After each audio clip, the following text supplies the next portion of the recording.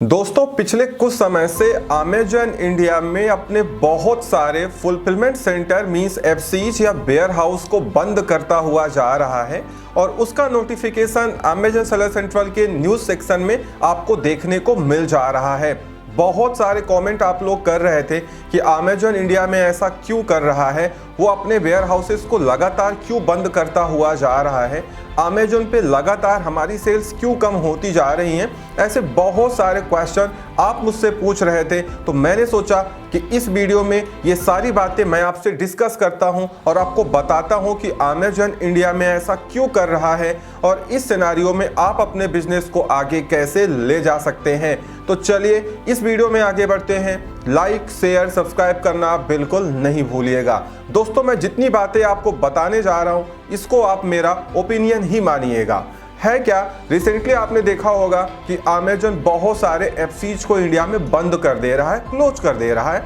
और बहुत सारे एफसीज आगे क्लोज हो भी सकते हैं। उसके पीछे का एक बहुत बड़ा रीजन ये है कि अमेजन इंडिया में इस समय उतना आइटम उनको नहीं रिसीव हो रहा है या उनकी एफसीज में नहीं रिसीव हो रहा है जितना वो सेलर से एक्सपेक्ट करते हैं, क्योंकि कस्टमर्स उतने ऑर्डर ही अमेजन से प्लेस नहीं कर रहे होंगे। आपको जान के थोड़ी सी हैरानी होगी कि अमेजन इस समय अपनी पॉलिसीज को रिपेयर करने में जुटा हुआ है और कुछ समय बाद बहुत सारी चीजें आपको नई देखने को मिल सकती है कि जिस समय मीशो ने अपना कमीशन 2% या 1% से घटा के 0% किया, उसके बाद फ्लिपकार्ट ने शॉप्सी लॉन्च किया, उसका कमीशन भी 0% था। उसके बाद फ्लिपकार्ट भी एक स्कीम लेके आ गया जहां पे वो 0% या 2% कमीशन पे काम करने लगा। उस समय तक दोस्तों अमेजन ने अपना कमीशन नहीं कम किया था। उसकी वजह से क्या हुआ कि ऐसे कस्टमर जो कि इंडिया में रहते हैं वो 500 या 1000 तक के प्रोडक्ट बाय करते हैं, क्योंकि ऐसे कस्टमर्स मार्केट में उछल कूद बहुत मचाते हैं। अगर इनका कहीं 20 रुपए भी बच रहा होगा तो ये अमेजन के बजाय फ्लिपकार्ट से परचेजिंग कर लेंगे या फ्लिपकार्ट के बजाय मीशो पे चले जाएंगे। तो इस तरीके के कस्टमर्स इंडिया में बहुत ज़्यादा हैं, क्योंकि अमेजन अपना कमीशन कम नहीं कर रहा था। इसकी वजह से बहुत सारे प्रोडक्ट ऐसे थे जो कि फ्लिपकार्ट, शॉप्सी या मीशो पे अमेजन से सस्ते बिक रहे थे, जिनकी जो वैल्यू है वो 500 से कम थी या 1000 रुपए से कम थी, क्योंकि इसके ऊपर के जो कस्टमर्स होते हैं उन पे मार्केट प्लेस फिक्स होता है। वो जहां से परचेजिंग करते हैं, कोशिश करते हैं अगर उनका कस्टमर एक्सपीरियंस अच्छा है तो वहीं से जाके वो परचेजिंग करते हैं, ऐसा देखा गया है। तो हुआ क्या, क्योंकि अमेजन कमीशन कम नहीं कर रहा था, लगातार ऐसे सेलर्स जो 500 या 1000 रुपए के आइटम्स बेचते हैं उनकी सेल अमेजन पे कम होती हुई जा रही थी। अब अगर आपकी सेल्स ही नहीं हो रही है तो आप अमेजन के एफसी में आइटम ही क्यों भेजेंगे, क्योंकि वहां पे रखने का भी पैसा होता है,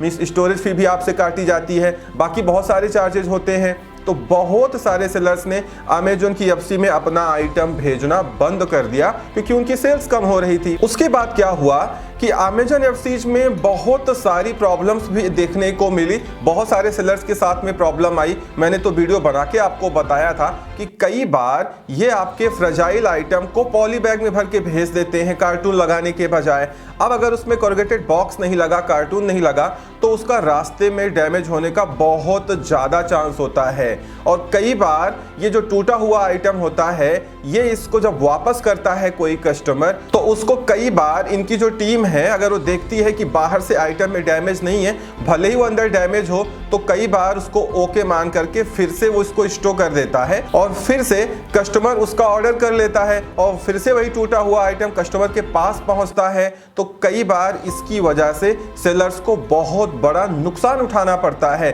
कि एक आइटम जो टूटा हुआ है अंदर से, अमेजन उसको बार बार जो है ओके मान करके बिन में स्टोर कर रहा है, फिर से उसका ऑर्डर आ रहा है और फिर से कस्टमर के पास जा रहा है। तो बहुत सारे सेलर्स को अमेजन एफसी में नुकसान हो रहा था। इसी वजह से बहुत सारे सेलर्स ऐसे हैं जो कि आप अमेजन एफबीए में आइटम भेजने के बजाय अगर उनको सेलर फ्लेक्स का इनविटेशन मिला है तो वो उसके साथ जुड़ जा रहे थे, क्योंकि वहां भी आपको एफबीए का टैग मिलता है और बहुत सारे लोग सेलर फुलफिल्ड प्राइम से अपने आइटम को सेल करने लग रहे थे, क्योंकि इसमें क्या होता है, इन्वेंट्री आपके हाथ में होती है, आप जैसे पैक करेंगे वो कस्टमर के पास वैसे ही जाएगा। अब ये जितनी प्रॉब्लम्स आप देख रहे हैं, इसकी वजह से अमेजन की एफसीज में लोड कम होता हुआ गया, क्योंकि वहां भी बहुत सारे एम्प्लॉइज काम करते हैं। अमेजन को बहुत सारा एक्सपेंस होता है, क्योंकि आपको मालूम होगा अमेजन की जो FBA स्कीम है, इसमें अमेजन का कुछ खास प्रॉफिट नहीं होता है, ऐसा अमेजन ने बताया भी है, क्योंकि यहाँ पे आपसे उतना ही पैसा लिया जाता है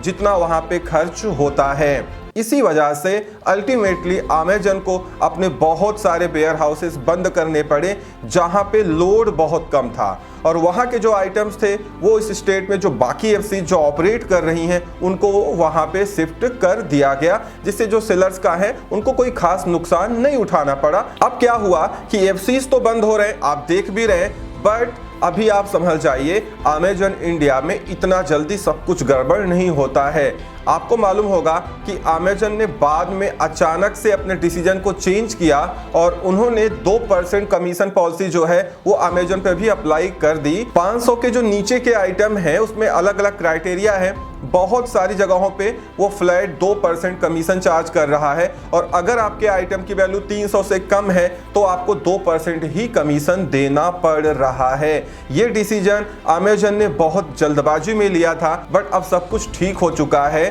और अगर आपके आइटम की वैल्यू 500 से कम है तो depending upon the product categories 2% commission पे आप अमेजन पे आइटम सेल कर सकते हैं। और ये अभी लंबा चलेगा, क्योंकि आपने देखा होगा अमेजन का जो साइन अप पेज है वहां पे ये 2% कमीशन का जो है अमेजन बहुत हाईलाइट कर रहा है। इसका मतलब अभी ये गेम बहुत लंबा चलेगा, क्योंकि अमेजन को फ्लिपकार्ट से कंपटीशन करना है, और अमेजन को ये बात अच्छे से मालूम है कि खासकर जो लो वैल्यू आइटम्स होते हैं, 500 के नीचे के आइटम्स होते हैं, ऐसे कस्टमर्स बहुत ज़्यादा इधर उधर करते हैं, तो उनको फिर से अमेजन पे लाने के लिए और उनका इंटरेस्ट फिर से अमेजन पे बनाने के लिए अमेजन ऐसा कर रहा है और आपको 2% कमीशन का ऑफर दे रहा है, जिससे आप अपना सेल प्राइस कम कर लो और फिर से एक बार अमेजन पे वो कस्टमर्स वापस आ जाएं। जहां तक मुझे लगता है ये मेरा ओपिनियन है, अब आपका क्या ओपिनियन है आप कमेंट करके मुझे ज़रूर बताना। अब इसमें क्या होगा कि अगर आप ऐसे सेलर हैं जो 500 या 1000 रुपए के आइटम्स बेचते हैं, तो आपको डिपेंडिंग अपॉन द कमीशन अपने प्राइस को एडजस्ट कर लेना चाहिए,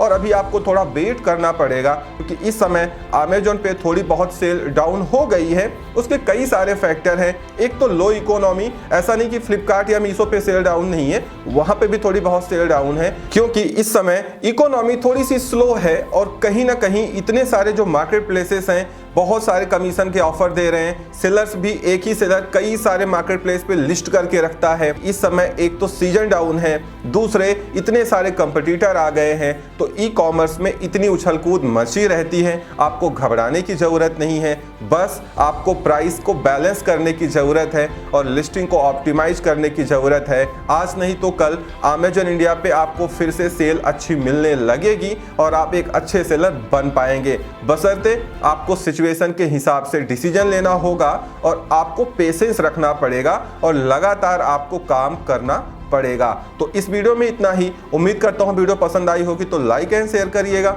चैनल पे नए हैं तो चैनल को सब्सक्राइब जरूर कर लें, क्योंकि आपको यहाँ पे इस तरीके की वीडियोज मिलती रहती हैं। Thank you so much.